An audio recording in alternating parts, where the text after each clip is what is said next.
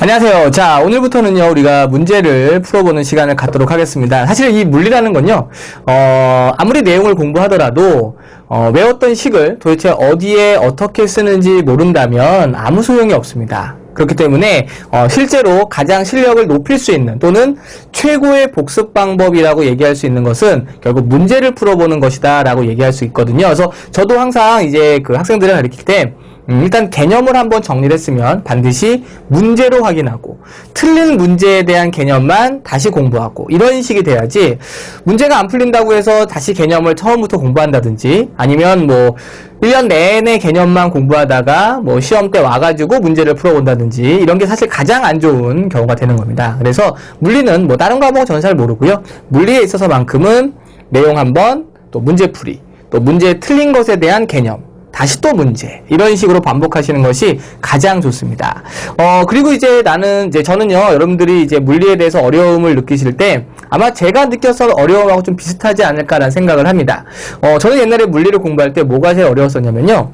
식은 다 외웠는데 이 식을 어디에 어떻게 써야 되는지 이 문제에다가 이 식을 써야 되는지 저 식을 써야 되는지 이게 사실 가장 어려웠거든요. 그리고 분명히 이번에는 이게 이 방법으로 이 문제가 풀렸었는데 이 문제를 풀 땐 또 안 되는 거예요. 그래서 숫자만 바꿔도 또 문제가 안 풀리는 경우도 있었고요. 아마 제가 느꼈었던 어려움들을 여러분들 다 느끼셨을 거라고 생각이 듭니다. 그래서 이거를 이제 그 해결해가는 방법은 이제 제가 이렇게 앞으로 이제 문제를 쭉 풀어 드릴 텐데 문제 푸는 것을 보시는 거예요. 그러니까 틀린 문제만 보시는 분들도 계시는데 가장 추천해 드리고 싶은 거는 틀렸든 맞았든 어떻게 푸는지를 보시는 게 중요합니다. 그리고 여러분이 풀었던 방법과 제가 풀었던 방법이 틀리다면 무조건 제 방법을 따르시는 겁니다. 이 정도의 자신감을 내비칠 수 있을 정도로 저는 물리만 하기 때문에 가능한 거거든요. 자, 무조건 제 방법을 따르십니다. 왜냐하면 이 어떤 문제를 풀 때 여러 가지 방법으로 풀 수 있는 방법이 분명히 존재하지만 그런 방법들은 이럴 땐 되고 저럴 땐 안 될 수도 있거든요. 하지만 제가 푸는 방법은 어떤 문제에서든 다 대입할 수 있고 다 쓸 수 있는 방법이기 때문에 가장 좋습니다. 가장 깔끔하고요. 아셨죠? 그래서 무조건 제 방법을 따라하는 것으로부터 문제풀이는 시작이 된다. 라는 것을 얘기해드리고 싶었습니다. 자, 그러면 이제 지금부터 이제 우리가 오늘 이 시간에는요, 바로 이제 힘과 운동에 대한 문제풀이를 시작할 텐데, 힘과 운동 문제를 보니까 약 190여 문제가 있더라고요. 그래서 이 190 문제를 한 강당 한 20문제씩만 골라가지고, 가장 그래도 중요하고, 또 여러분들한테 가장 많은 질문이 나왔었고, 그 다음에, 글로 봐서는, 해설을 봐서는 도저히 이해가 안 되는, 그런 내용 문제들만 골라서 지금부터 설명해 드리도록 하겠습니다. 아셨죠? 자, 그러면 일단은 이제 54페이지를 피시면 되는 거고요. 자, 54페이지 4번 문제를 보도록 하겠습니다. 자, 4번 문제를 보시면 방향이 서로 직각이고 크기가 각각 9N과 12N의 힘이 작용하고 있습니다. 두 힘의 합력의 크기를 구하세요. 자, 한번 보도록 하겠습니다. 아이고야. 자, 우선은 이제 그 각각의 방향이 하나는 이제 9N이죠. 그러니까 이런 것으로 이렇게 그려가면서 문제를 푸셔야 돼요. 자, 9N이라는 힘이 작용을 하고, 그 다음에 직각 방향으로는 12N이라는 힘이 작용한다. 뭐 이렇게 나와 있는 거죠. 자, 이게 90도기 때문에 바로 우리는 평행사변형법을 쓰시면 되는 겁니다. 요거와 같은 길이로 선을 그리고, 요거와 같은 길이로 선을 그린 다음에 여기와 여기를 연결해 주시면 되는 거죠.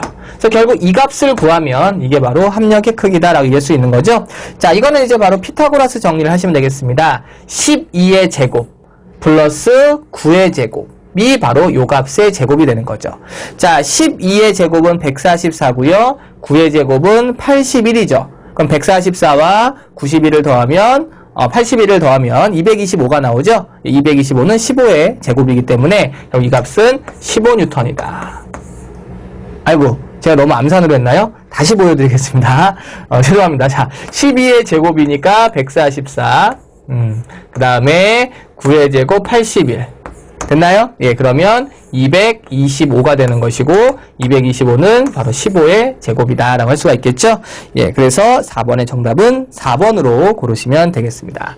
좀 보시니까 좀 낫죠? 좋습니다.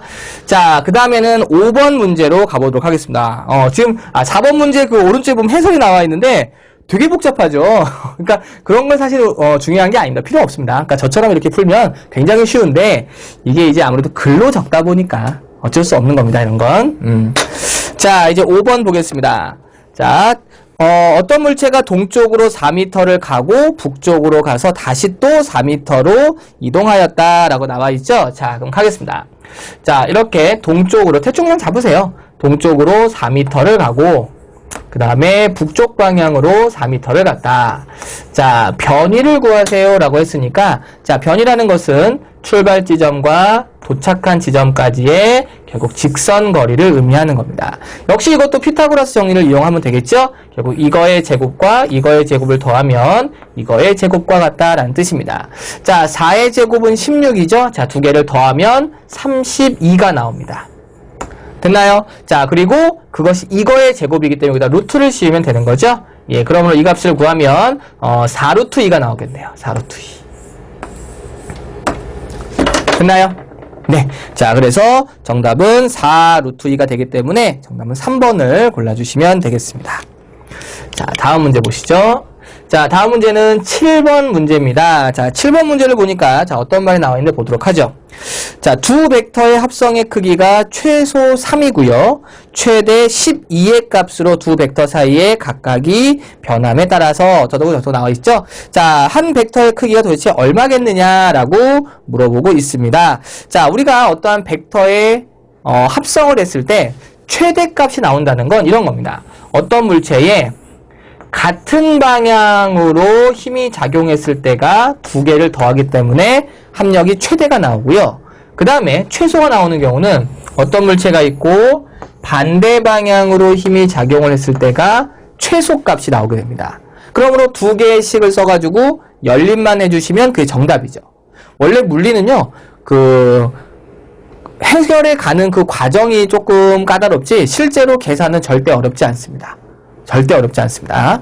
자, 한번 보도록 하겠습니다. 이 하나의 힘을 F1이라고 할까요? F1. 자, 이걸 F2라고 쓰겠습니다. 물론 힘은 아닌데요. 그냥 벡터가 어차피 힘이 벡터의 종류니까 힘을 이용하는 게 제일 편하시겠죠? 자, F1이고, 자, 이걸 하나를 F1, 자, 얘는 F2라고 하겠습니다. 그래서 식을 세우세요. 이렇게. F1과 F2를 더했을 때가 최대값. 얼마라는 거죠? 12가 나와 있네요. 12. 자, 그 다음에 반대 방향일 때, 즉 F1에서 F2를 뺐을 때가 최소값 3이 나온다라고 해주면 되겠네요. 자, 두 개를 더하면 되겠죠? 자, 이렇게 지워지니까 이 F1은 얼마입니까? 15라고 할 수가 있겠습니다. 그럼 F1은 얼마죠? F1은 7.5가 되겠습니다. 그러니까 하나의 값이 7.5라는 뜻이죠. 7.5. 그랬을 때 F2를 뺐을 때가 3이 나온다는 뜻이니까 얘는 얼마입니까? 나머지 하나는 4.5의 값을 갖겠네요. 됐죠? 자, 그래서 7.5와 4.5가 나오니까 답이 될 수 있는 건 2번만 답이 될 수가 있겠습니다. 쉽죠? 원래 물리가 그래요. 같이 하면 되게 쉬운데 혼자 하면 안 풀려요. 맞죠? 저도 그 마음 잘합니다. 잘 알아요. 잘 알고 있습니다. 그 과학이라는 과목 중에 제가 물리를 하는 이유 중에 하나가 물리가 가장 어려웠었거든요. 그래서 그 학생들의 마음을 가장 많이 제가 이해할 수 있어요. 제가 그 심정을 알거든요. 자, 10번입니다. 자, 10번 문제 보겠습니다. 자, 10번 문제는 이제 그래프에 해당하는 문제죠. 그래프가 아니네요. 이렇게 힘의 합성에 대한 그냥 그런 그림입니다. 자, 이렇게 직각으로 작용하는 두 힘의 합력이, 자, 200N이 나왔대요. 그랬을 때, 자, 합력이 이럴 때 60N일 때, 이 힘은 얼마입니까? 라고 물어보고 있네요. 자, 보겠습니다. 우선 문제에서 원하는 힘의 값은 60도를 이루는 걸 구하라고 했으니까 아마 이 F1을 구하라고 하는 것 같은데 뭐 둘 다 해보겠습니다. 둘 다 어렵지 않으니까 둘 다 한번 해보도록 하죠. 자, 우선은 여기 보면은 이제 여기에 30도가 요 각이 30도가 나와 있고 요 각은 이제 60도가 나와 있습니다. 자, 그럴 때 만약에 내가 F2를 구하고 싶다라고 하면 어떻게 구하면 되는 거냐면요. 자, 요거와 요거를 이용하시면 되는 거니까 결국 코사인 세타를 이용하는 거죠. 그러면 이거와 이거니까 얼마입니까? 코사인 30도. 자, 코사인 30도는 이것분의 이거가 되니까 200분의 F2가 되겠죠? 그러니까 이제 F2를 구해라 라고 하면은 200이 넘어가고 코사인 30은 얼마입니까? 2분의 루트 3이죠? 예, 그러니까 200 곱하기 2분의 루트 3 이렇게 하게 되면은 예, 100 루트 3이라는 F2의 값을 구할 수 있어요. 자, 그 다음에 이제 문제에서 요구하는 것은 이제 F1이니까요. 자, F1을 해보도록 하겠습니다. 자, F1은 이겁니다, 이거. 그러면 얘와 얘를 이용하시는 거죠. 자, 요걸 이용하니까, 물론 이거는 이제, 우리 지금 밑에 보시면 해설이 나와 있긴 한데, 코사인을 이용해도 되고요. 아니면 사인을 이용해도 됩니다. 저는 수업 때 사인을 이용하는 걸 해드렸으니까, 해설과는 다르게 설명해 드리도록 하죠. 자, 여기 있을 때, 자, 요 길이와 어차피 요 길이는 같은 거니까요. 자, 요거와 요거를 이용하도록 하겠습니다. 자, 그러면 사인 30도입니다. 자, 사인 30도는 이것분의 이거가 되는 거니까 200분의 F1 됐죠? 자, F1은 하고 나타내면 200 곱하기 얘를 넘긴 거니까 사인 30도 2분의 1 됐죠? 예, 그렇기 때문에 정답은 얼마 나오냐? 정답은 100N이 나온다 라고 보면 되겠죠.